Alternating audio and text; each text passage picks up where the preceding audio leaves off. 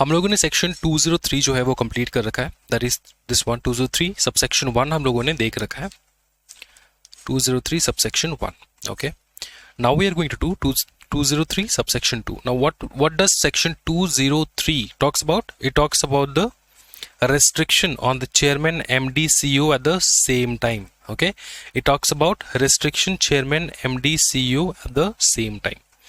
So this restrictions we have seen. Now manner of appointment, we will continue with it. Manner of appointment, देखो कोई भी decision लेने से पहले सबसे पहले होता है बोर्ड मीटिंग. बोर्ड मीटिंग में वो डिसीजन लिया जाता है, उसके बाद होता है तुम्हारा जनरल मीटिंग, फिर वहां पे वो डिसीजन पास होता है, तब जाके वो कंप्लीट डिसीजन जो है उसके ऊपर हम लोग एक्ट करते हैं. अंडरस्टूड. देखो ऑल होल टाइम केएमपी, क्या लिखा है? All whole time KMP shall be appointed by the means of a resolution of the board of directors. ठीक है, बोर्ड ऑफ डायरेक्टर्स लोग एक रेजोल्यूशन पास करेंगे. कहां पे? बोर्ड मीटिंग में. बोर्ड मीटिंग में हम लोग मीटिंग करेंगे, वहां पे रेजोल्यूशन पास करके केएमपी को हम लोग अपॉइंट करेंगे. ठीक है, अब देखो the resolution must include the terms and conditions of the appointment. Appointment में टर्म्स एंड कंडीशंस मेंशन होंगे. ठीक है, including the remuneration. Now we will go ahead. Holding office in multiple companies, बहुत important. Holding office in multiple companies, for example पकड़ लो, दो rivalry को लेते, एक लेते हम लोग टाटा को, दूसरा लेते हम लोग महिंद्रा को. दोनों कार मैन्युफैक्चरिंग कंपनीज हैं, टाटा मोटर्स, ठीक है, एंड महिंद्रा कार मैन्युफैक्चर करते हैं. तो बताओ कि अगर टाटा का सीईओ एंड महिंद्रा का सीईओ एक ही जन हो जाए, एक ही इंसान है जो महिंद्रा का भी सीईओ है, टाटा का भी सीईओ है, तो क्या वहां पे इंटरेस्ट क्लैश करेगा? आंसर है यस, क्योंकि दोनों कंपनी राइवलरी है एक दूसरे का. ठीक है, राइवल्स है दोनों. तो क्या एक बंदा अगर दोनों कंपनी में एज अ सीईओ बैठा तो it will have an influence on his decision making? Answer है यस. तो इज इट पॉसिबल? आंसर है नो. अब देखो कुछ रिस्ट्रिक्शंस हम आपको दिखाएंगे, समझाएंगे इसको बेटर समझने के लिए. A whole time KMP shall not hold office in more than one company at the same time. कोई भी KMP हो, होल टाइम KMP, ठीक है, वो किसी भी दूसरे कंपनी में एज अ KMP नहीं बैठ सकता. ठीक है, if it is a whole time KMP. जैसे कि CS पकड़ लो, एक CS कंपनी में, एक ही कंपनी में एज अ CS बैठ सकता है, वो अलग अलग कंपनी में एज अ CS नहीं बैठ सकता. अलग अलग कंपनी में अगर तुमको CS का काम करना है तो तुम प्रैक्टिसिंग CS होना होगा, राइट? Practising CS. तुम एज अ एम्प्लॉय अपॉइंट नहीं होगे, KMP नहीं बनोगे उस कंपनी के. तुम अलग से, तुम्हारा फर्म है और तुम्हारा फर्म जो है वो CS का सर्विस प्रोवाइड करता हो मल्टीपल कंपनीज को, इस प्रकार से चल सकता है. लेकिन अगर तुम किसी भी कंपनी में एज अ अपॉइंटेड एम्प्लॉय बैठे हो, वहां पे एज अ अपॉइंटेड KMP बैठे हो वहां पे, ठीक है, तो तुम किसी दूसरे की जगह पे काम नहीं कर सकते. Understood? Except for the subsidiary company. मतलब एक कंपनी है, उसका छोटा छोटा बच्चा है, छोटा छोटा सब्सिडरीज है, इन सब्सिडरीज में तुम बैठ सकते हो, काम कर सकते हो. ठीक है, अपने ही लाइन पे काम करना है, अपने ही सिबलिंग्स के साथ काम करना, कोई टेंशन वाली बात नहीं है. सब्सिडरीज के साथ काम करना है, कोई टेंशन वाली बात नहीं है. लेकिन बाकी किसी दूसरे कंपनी में तुम एज अ कोई भी KMP जो है, होल टाइम KMP जो है, वो नहीं बैठ सकता. ठीक है, जैसे अगर तुम पकड़ लो गूगल है, क्या गूगल का CEO और माइक्रोसॉफ्ट का CEO सेम है? आंसर है नहीं, नहीं हो सकता, कि दोनों राइवल है. समझ में आ रहा है? तो क्या गूगल का CEO फुल टाइम CEO है सिर्फ गूगल में, अल्फाबेट में to be very precise? Answer है यस, वहीं का. ठीक है, और क्या माइक्रोसॉफ्ट का CEO जो है वो सिर्फ माइक्रोसॉफ्ट में CEO काम कर रहा है? आंसर है यस. शायद उसके जो बाकी सब्सिडरीज है उसमें वो एक्सपर्टीज शेयर कर देता होगा, लेकिन उसी कंपनी में वो CEO है, बाकी दूसरे कंपनीज में वो CEO नहीं है. अगर उसी का कोई कंपनी है, उसी का कोई सब्सिडरी है, तो वहां पर वो बन सकता है, कोई टेंशन वाली बात नहीं है. लेकिन किसी दूसरे राइवलरी कंपनी में वो एज अ CEO तो नहीं बैठेगा, क्योंकि CEO is a part of a KMP. तो कोई भी क्या KMP हो जाए, हम लोग KMP के बारे में बात करें, ना कि CEO CS. CEO हम लोग इसलिए ले रहे क्योंकि दे आर KMP. समझ में आ रहा है? इंडिविजुअली तुमको समझा रहा हूं मैं. अंडरस्टूड? लेकिन ये जो डायरेक्टर्स है उसके लिए तो भैया डायरेक्टर्स जो है वो अलग अलग कंपनीज में हो सकते हैं, कोई टेंशन वाली बात नहीं है। समझ में आ रहा है? एक डायरेक्टर जो है ना, इन टोटल 20 कंपनी में बैठ सकता है। कितने कंपनीज में? 20 कंपनी में, टोटल 20 कंपनीज। इन 20 कंपनी में से 10 कंपनी में प्राइवेट पब्लिक में बैठ सकता है, एंड बाकी के 20 जो है 20 के 20 वो प्राइवेट में बैठ सकता है। क्या कोई एक डायरेक्टर 20 पब्लिक कंपनी में बैठ सकता है? नहीं, मैक्सिमम पब्लिक कंपनी में जो वो बैठ सकता है वो है 10। ठीक है, लेकिन टोटल कितने कंपनी में बैठ सकता है? टोटल 20, मतलब 10 पब्लिक 10 प्राइवेट में बैठ सकता है। क्या कोई बंदा 10 प्राइवेट कंपनी में बैठ सकता है एज अ डायरेक्टर? हाँ बैठ सकता है। क्या 20 कंपनी में बैठ सकता है एज अ डायरेक्टर, सारे प्राइवेट वाले कंपनीज? आंसर है यस। तो टोटल लिमिट है 20। इस 20 में से भी एक लिमिट है कि पब्लिक कंपनी में अगर आप हो तो 10 पब्लिक कंपनी में आप बैठ सकते हो टोटल, इससे ज़्यादा नहीं। तो उससे ज़्यादा और कितना, मतलब कहाँ पे बैठ सकते हो? और 10 है तुम्हारे पास, लेकिन वो प्राइवेट में तुम यूज़ कर सकते हो। ठीक है, तो ये डायरेक्टर्स के चैप्टर में आपको देखने को मिलेगा ये सारा चीज़। ठीक है, अब देखो exception for directors. A KMP who is also a director, अगर कोई केएमपी ऐसा हो जो डायरेक्टर, खुद डायरेक्टर हो, ठीक है, may be appointed as a MD or manager in one other company, not subsidiary, if approved by the board resolution with the consent of all the directors present at the meeting. Specific notice of the meeting and the proposed resolution is to given to all directors in India. अब समझो इस चीज को। लेकिन कोई ऐसा बंदा जो KMP है, देखो तुमको ना ये चीज मरते दम तक याद रखना, बहुत इंपॉर्टेंट प्रोविजन है, बहुत ज्यादा important.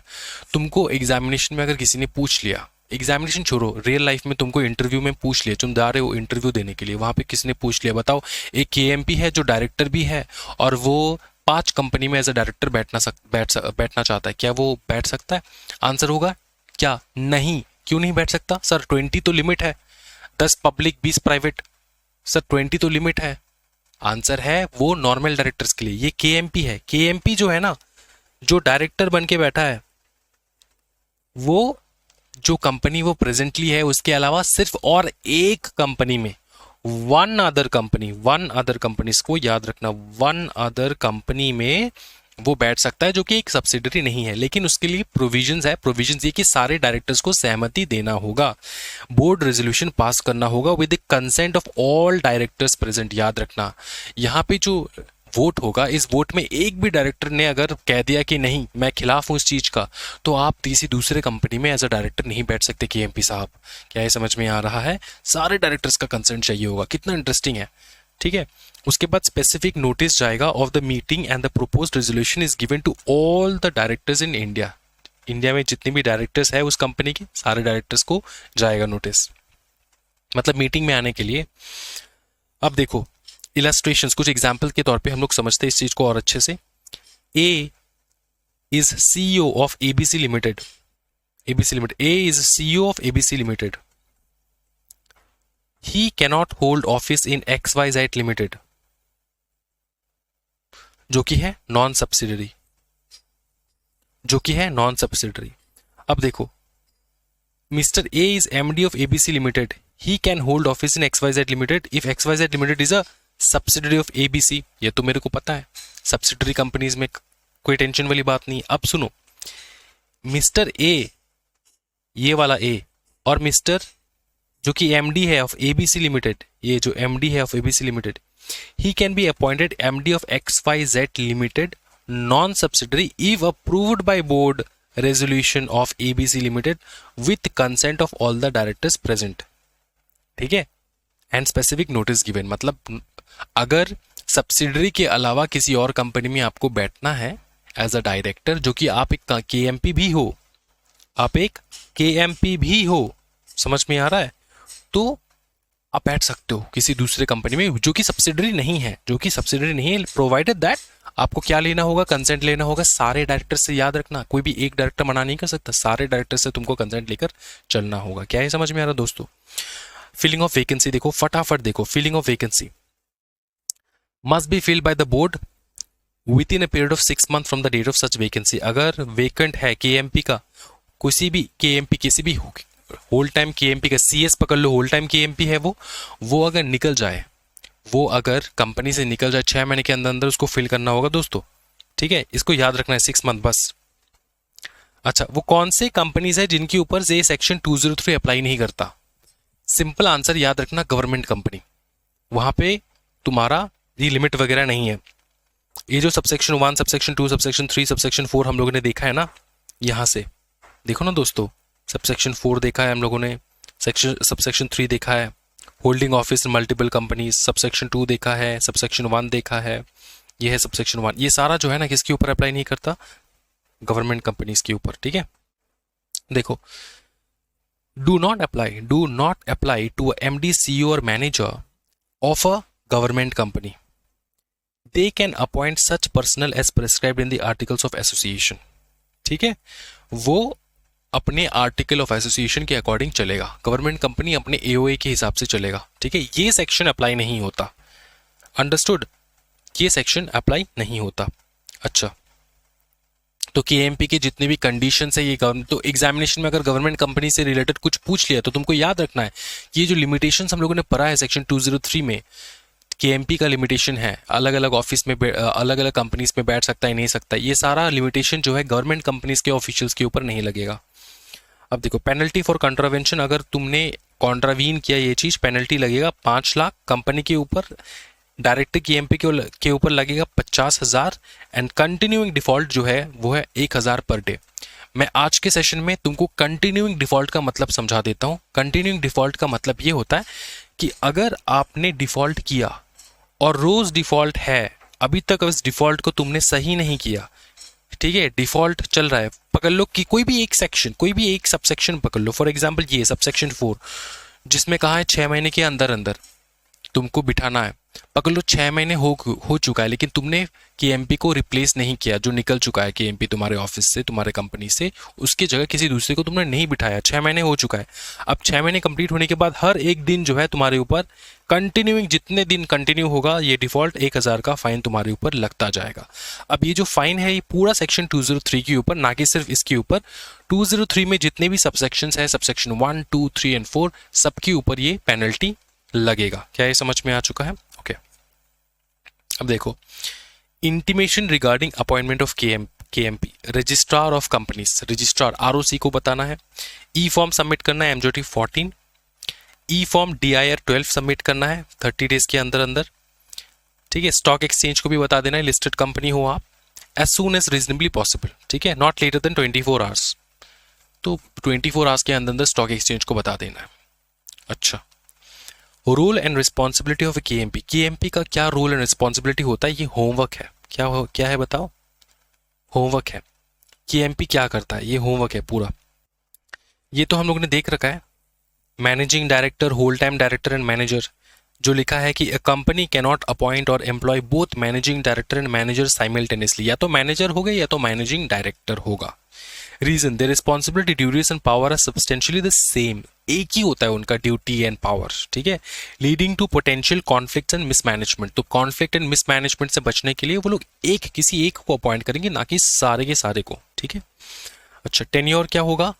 Appointment of MD, whole time director और मैनेजर, इनका टेन्योर देख लो याद करके, shall not exceed 5 years at the time, 5 साल का टेन्योर होगा, 5 साल तक वो लोग बैठेंगे। रीअपॉइंटमेंट पॉसिबल है, not earlier than 1 year before the expiry तुम रीअपॉइंट कर सकते हो। पकड़ लो 5 साल उसका एक्सपायरी टाइम पीरियड 5 साल है, तो चौथे साल में तुम रीअपॉइंट कर लेना है, सो दैट इसका फिर से दोबारा वो कंटिन्यू कर पाए, ठीक है।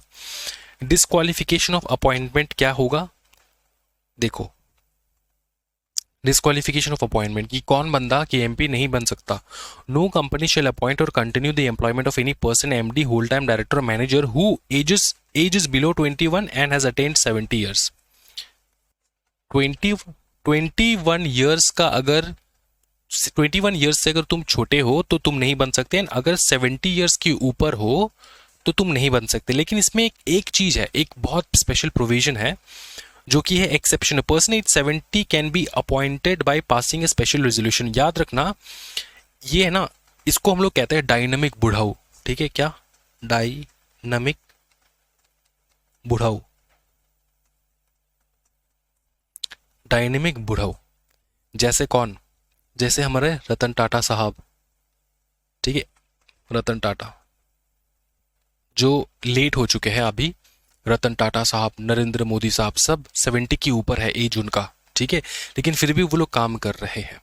तो एज अ तुमको अगर एमडी बनना है, मैनेजिंग डायरेक्टर बनना है, या फिर सिर्फ तुमको बनना है एज अ मैनेजर, ठीक है, तो तुम्हारा जो टाइम लिमिट होता है ना, एज लिमिट, ठीक है, वो होता है 70 ईयर्स मैक्स, इसके ऊपर नहीं हो सकता। लेकिन अगर तुम डायनेमिक बुढ़ऊ हो, डायनेमिक बुढ़ऊ का मतलब होता है वो इंसान जो बूढ़ा तो हो चुका है लेकिन बहुत नॉलेज है उसके अंदर और वो काम कर सकता है, अभी भी काम कर सकता है, पूरा फिट है। अब कोई ऐसा बता सकता है इंसान कि नरेंद्र मोदी जी जो है वो फिट नहीं है to be the PM? Completely fit है। कोई ऐसा बोल सकता है कि पुतिन जो है वो फिट नहीं है? नहीं, पुतिन भी फिट है। कोई ऐसा बोल सकता है कि डोनाल्ड ट्रंप जो है, जो नरेंद्र मोदी से बड़े है एज में, और वो बूढ़ा कहता है कि नरेंद्र मोदी जो है वो ही is like a father figure to me, और साला एज में, सॉरी फॉर माई वर्ड, और वो एज में जो है वो बड़ा है फ्रॉम नरेंद्र मोदी साहब। अंडरस्टूड? तो ये सारे लोग जो है जो 70 प्लस हो जाते हैं, इनको कहा जाता है डायनेमिक बुढ़ाऊ। अब ये जो, अगर आप डायनेमिक बुढ़ाऊ हो तो आपको रीअपॉइंट किया जा सकता है, आप कंटिन्यू कर सकते हो, प्रोवाइडेड दैट एक स्पेशल रेजोल्यूशन पास कर लो, ठीक है, with the explanatory statement justifying the appointment. तो मेंबर्स, सारे मेंबर जो है स्पेशल रेजोल्यूशन में वोट करेंगे और बताएंगे कि हाँ चलो ठीक है, डायनेमिक बुढ़ाऊ को बनने दो एज ए एमडी, रहने दो, कोई टेंशन वाली बात नहीं है, ठीक है। कोई अनडिस्चार्ज इंसॉल्वेंट है, एडजस्ट एज एन इंसॉल्वेंट है। अब ये सब क्रिमिनल केसेस के अंदर चला जाएगा धीरे धीरे, ठीक है, चीज़ों को।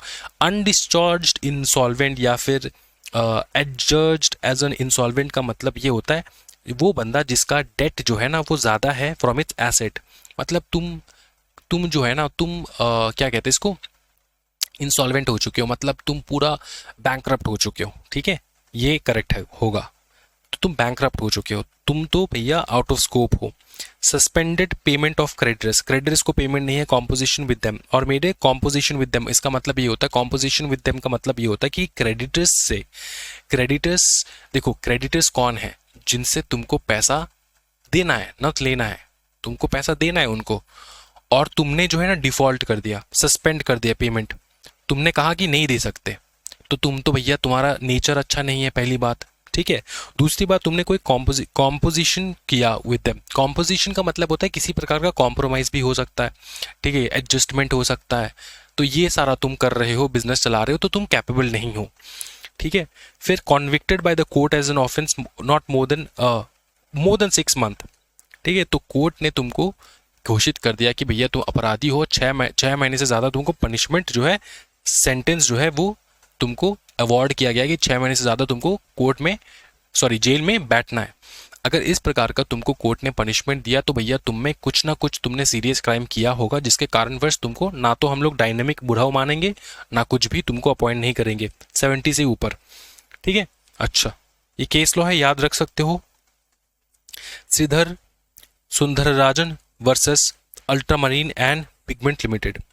Reaffirm that a person below 21 और 70 cannot appoint as continued as MD, ठीक है। यहाँ पे reaffirm होता है, कंटिन्यू नहीं हो सकता until and unless तुम ऐसा SRNGM पास करके, जो कि है स्पेशल रेजोल्यूशन पास करके, 70 के ऊपर के बंदे को तुम रख सकते हो, लेकिन 21 से कम के बंदे को तुम एज अ MD वगैरह जो है नहीं रख सकते, ठीक है। अच्छा, if a company is unable to pass a special resolution for appointing a person age 70 but the votes in favor exceeds those against, the appointment may be made with the central government approval। अब देखो, तुमको क्या पास करना है? अगर 70 से ऊपर हो गया, 70 से ऊपर हो गया, तुमको पास करना है SRNGM, क्योंकि तुमको एज अ MD बैठना है, तुमको एज अ मैनेजिंग डायरेक्टर बैठना है। बैठो, कोई टेंशन वाली बात नहीं है, लेकिन तुम पास नहीं कर पाए SRNGM में 75% वोट चाहिए होता है। पकड़ लो, तुमको मिला है 60% वोट, मतलब 50 से ज़्यादा मिला है, ठीक है, 50 से ज़्यादा तुमको वोट मिला है कि तुमको बैठना चाहिए एज एन MD, लेकिन क्या वो 75% हुआ है? 75% रूल SRNGM में लगता है।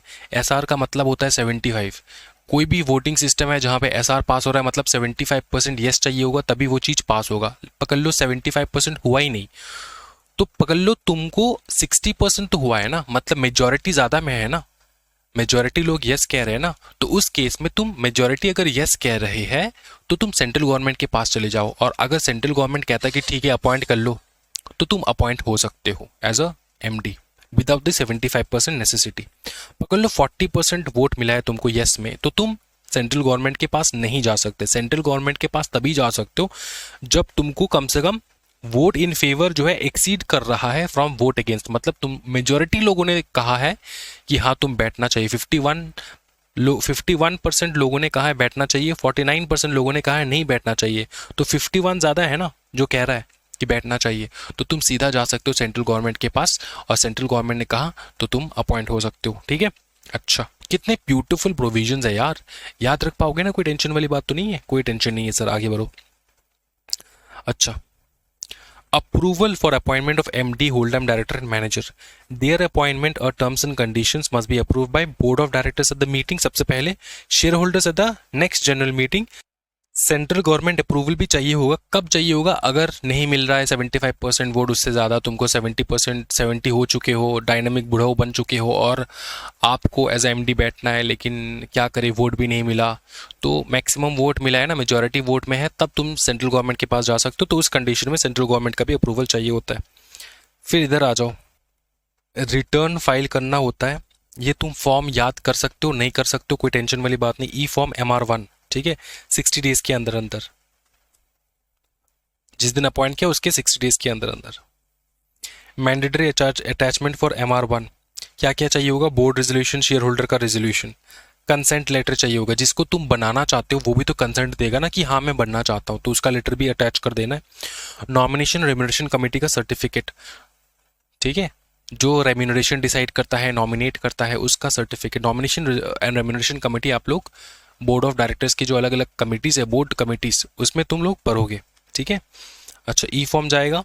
DIR 12 MGT 14 ऑल्सो भी needed to file within 30 days. तो ये सारे नेसेसरी डॉक्यूमेंट्स हैं जो तो आपको फाइल करने होंगे। ठीक है, रीड कर सकते हो। अच्छा, exception from section 196 subsection 4 and 5। अब देखो देखो, ये है सेक्शन 196 सबसेक्शन 4 एंड ये है सबसेक्शन 196 सबसेक्शन 5। सबसेक्शन 5 क्या कहता है? Any act done by an MD, whole-time director or manager before their appointment is approved by the company at a general meeting shall not be deemed invalid. Shall not be deemed invalid. देखो, यह है consequences of irregular appointment. तुमको appointment से पहले अगर तुमने, देखो, before their appointment, any act done by an MD, whole-time director or manager before their appointment is approved by the company at a general meeting shall not be deemed invalid. ठीक है, तो वो काम अगर आपने कर रखा है, आपके अपॉइंटमेंट से पहले आप काम करना चालू कर दिया, आपका अपॉइंटमेंट अभी तक जनरल मीटिंग में फिक्स नहीं हुआ है, जनरल मीटिंग में फिक्स होगा तब जाके आप लोग कहोगे ना कि हाँ जनरल मीटिंग में पास हो चुका है। अब जनरल मीटिंग में फिक्स होने से पहले ही आपने काम करना चालू कर दिया और वो काम जो है आपके अपॉइंटमेंट से पहले जो आपने काम किया है वो इनवैलिड नहीं रहेगा। ये दो सबसेक्शन है जो तुमको याद रखना पड़ेगा। एक है subsection 4 and subsection 5 for the return of appointment file करना and consequences of irregular appointment. ये एप्लीकेबल किन के ऊपर नहीं है? देखो, private companies, government company, specified IFSC, public company, बस इतना याद रखो, इससे ज्यादा तुमको याद रखने की कोई आवश्यकता नहीं है। Conditions for appointment without CG का अप्रूवल। CG से अप्रूवल लिए बिना अगर आपको अपॉइंट करना है तो क्या वो कंडीशंस होंगे? देखो, यहां पे हम लोगों ने CG का अपॉइंटमेंट भी देखा है। ये देखो, CG approval is also required if the appointment is at variance with the conditions specified in Part 1 and Part 5. Part 1 and Part 1 of Schedule 5. ये है Part 1 of Schedule 5. ठीक है, अब देखो क्या होता है कि अगर Part 1 of Schedule 5 में जो कुछ भी लिखा है वो अगर सेटिस्फाई नहीं कर रहा है, तुम्हारा MD, तुम्हारा मैनेजिंग डायरेक्टर, तुम्हारा मैनेजर अगर सेटिस्फाई नहीं कर रहा है तो तुमको CG से अप्रूवल लेना होगा। अगर सेटिस्फाई कर रहा है तब तुमको CG से अप्रूवल की कोई आवश्यकता नहीं है। याद रखना, CG का अप्रूवल हम लोगों ने दो कंडीशन में देखा है, दो पार्ट में देखा है। एक पार्ट वो है जब डायनेमिक इंसान जो है वो 75% वोट नहीं ले पाता, तब CG के पास जाते हो। दूसरा कंडीशन ये होगा कि अगर ये जो शेड्यूल 5 एंड पार्ट 1 में लिखा है जो कुछ भी, वो अगर आप सेटिस्फाई नहीं कर रहे हो, वो अगर तुम सेटिस्फाई नहीं कर रहे हो वो अगर तुम सेटिस्फाई नहीं कर रहे हो तब तुमको सीजी का अप्रूवल चाहिए होगा। ठीक है, अगर तुमने सेटिस्फाई कर लिया conditions for appointment without CG approval, तो तुमको सीजी का अप्रूवल नहीं चाहिए होगा। अब सुनो एक चीज, कोई भी बंदा जो 60 ईयर्स ओल्ड है, ये अगर शेड्यूल 5 पार्ट 1 सेटिस्फाई करता है तो सीजी का अप्रूवल नहीं चाहिए। 60 ईयर ओल्ड बंदा अगर शेड्यूल 5 पार्ट 1 सेटिस्फाई नहीं करता है तब तुमको सीजी का अप्रूवल चाहिए होगा। ठीक है, देखो ये यहां पे लिखा है, at variance with the condition is also required if the appointment is at variance with the condition specified, मतलब कंडीशंस जो लिखा है उसके ऑपोजिट अगर है तो। ठीक है, तो तुमको सीजी से परमिशन लेना होगा। अब वो कौन से कंडीशन है जो शेड्यूल 5 एंड पार्ट 1 में लिखा है? सबसे पहला है no conviction, not sentenced to imprisonment or fined more than 1000 for offenses under specified act, offenses under specified act। ठीक है, not sentenced to imprisonment or fined more than rupees 1000 for offenses under the specified act। no detention, specified act मतलब sir, मतलब specified act मतलब किसी भी कानून के अंदर, ठीक है, तुमको किसी प्रकार का सेंटेंस नहीं हुआ है, इम्प्रिजनमेंट 6 महीने के ऊपर का इम्प्रिजनमेंट नहीं हुआ है और 1000 से ऊपर का तुमको फाइन भी नहीं लगा है। तो अगर ऐसे तुम स्वच्छ क्लीन इंसान हो तो तुमको सीजी का कोई अप्रूवल चाहिए नहीं होगा दोस्तों। No detention, not detain under conservation of foreign exchange and prevention of smuggling activities. तो स्मगलिंग के केस में तुमको अंदर नहीं किया गया है कभी भी। ठीक है, क्लीन साफ सुथरा इंसान हो तो सीजी का अप्रूवल नहीं चाहिए। रेसिडेंसी इंडिया का है, इंडिया का इंसान हो, सीजी का अप्रूवल नहीं चाहिए। एज बिटवीन 21 प्लस 70 है, सीजी का अप्रूवल नहीं चाहिए। अगर ये एक्सीड कर रहा है तो सीजी का अप्रूवल चाहिए होगा बाय डिफॉल्ट। क्या ये समझ में आ रहा है? इनमें से कोई भी कंडीशन अगर पकड़ लो, तुमको पकड़ा गया स्मगलिंग करके, ठीक है, तो तुमने तो कंडीशन भंग कर दिया। शेड्यूल 5 का जो कंडीशन इन्होंने बताया है इसको तो तुमने भंग कर दिया। अब जैसे तुमने भंग कर दिया तो तुमको सीजी से अप्रूवल लेना होगा। समझ में आ रहा है दोस्तों ये अप्रूवल का चक्कर क्या है? देखो फिर देखो कहा गया डिटेल्ड प्रोविजन फॉर एमडी का appointment, MD and whole time director manager का अपॉइंटमेंट। देखो पहले बोर्ड मीटिंग करोगे, इसमें डिटेली हम लोग नहीं जाएंगे, सिंपल रखोगे चीज़ों को सो दैट तुम याद कर पाओ। चीज़ों को अगर ज़्यादा से ज़्यादा तुम मतलब खरीदने की कोशिश करोगे ना, जो कॉमन चीज़ें हैं, तो वो तुम कंफ्यूज होते जाओगे। तो बोर्ड मीटिंग करना है, सिंपल बात। बोर्ड मीटिंग में क्या करना है? बोर्ड मीटिंग में तुमको नोटिस देना है। सबसे पहले देख, बोर्ड मीटिंग में क्या करेगा, आंख बंद करके बता क्या क्या करना है। नोटिस दोगे बोर्ड मीटिंग का, डायरेक्टर्स को बुलाओगे, वोटिंग होगा, बोर्ड रेजोल्यूशन पास होगा। बोर्ड रेजोल्यूशन पास हुआ तब फिर जाएगा नोटिस, किस चीज का? जनरल मीटिंग का नोटिस जाएगा, सारे मेंबर्स को बुलाओगे, वहां पे पास होगा रेजोल्यूशन। वहां पे रेजोल्यूशन पास हुआ, जैसे ही रेजोल्यूशन पास हुआ, एसआरएनजीएम स्पेशल रेजोल्यूशन पास हुआ, वैसे ही तुम अपॉइंटमेंट के लिए एकदम तैयार हो चुके हो एज अ एमडी या फिर मैनेजर। ठीक है, ये जनरल मीटिंग का। अब सेंट्रल गवर्नमेंट का क्या प्रोविजन है? सिंपल चीज है, अगर शेड्यूल 5 पार्ट 1 से तुम जो है उसके खिलाफ तुम्हारा कुछ रिकॉर्ड है तो तुमको सीजी का अप्रूवल चाहिए होगा। अगर पार्ट 1 शेड्यूल 5 के में जो भी कंडीशंस है वो सेटिस्फाई करते हो तो if appointment is not in accordance with schedule 5 CG approval is required. अगर तुम्हारा अपॉइंटमेंट शेड्यूल 5 के अंदर जो भी रूल्स एंड रेगुलेशन है उसको पास करते हुए हो रहा है तो सीजी का अप्रूवल नहीं चाहिए। सीजी का अप्रूवल तभी चाहिए होगा अगर ये तुम पास नहीं कर पा रहे हो। ये शेड्यूल 5 पार्ट 1 का जो ये पूरा हम लोगों ने पढ़ा है ना, ये अगर तुमने पास नहीं किया तब जाके तुमको चाहिए होगा। ठीक है, अच्छा।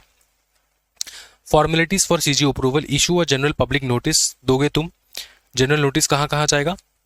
जहाँ पे तुम्हारा रजिस्टर्ड ऑफिस है वहाँ पे तुम इंग्लिश न्यूज़पेपर में दोगे एंड तुम्हारा सर्कुलेटिंग द डिस्ट्रिक्ट कहा गया at least once in principal language newspaper of the district where RO is situated and once in, ये principal language मतलब है तुम्हारा vernacular language vernacular newspaper, English language English newspaper में तुमको देना होगा, कॉपीज अटैच करके देना होगा and publication certificate of application e form MR2 भरना होगा विद इन 90 days।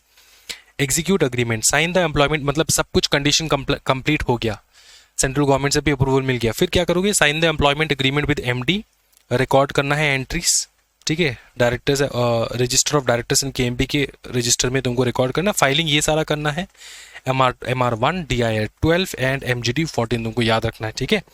अच्छा 60 डेज 30 डेज। अच्छा स्टेक होल्डर्स को बता देना, जनरल नोटिस भेज देना है सारे स्टेक होल्डर्स को, ये बंदा जो है अपॉइंट हो चुका है। अब देखेंगे हम लोग powers and duties responsibilities and powers responsibilities duties of the managing director. ये रीड करना है तुमको, क्या करना है, रीड, क्या क्या ड्यूटीज है, क्या क्या पावर है, ठीक है, पूरा रीड करना है। नेक्स्ट आता है तुम्हारा कंपनी सेक्रेटरी का detail roles and responsibilities. CS as a KMP की मैनेजर पर्सनल, ठीक है, ये मैं नेक्स्ट क्लास करवाऊंगा दोस्तों, नेक्स्ट क्लास। आज के लिए इतना ही दोस्तों, thank you so much everyone, see you soon, take care, happy learning.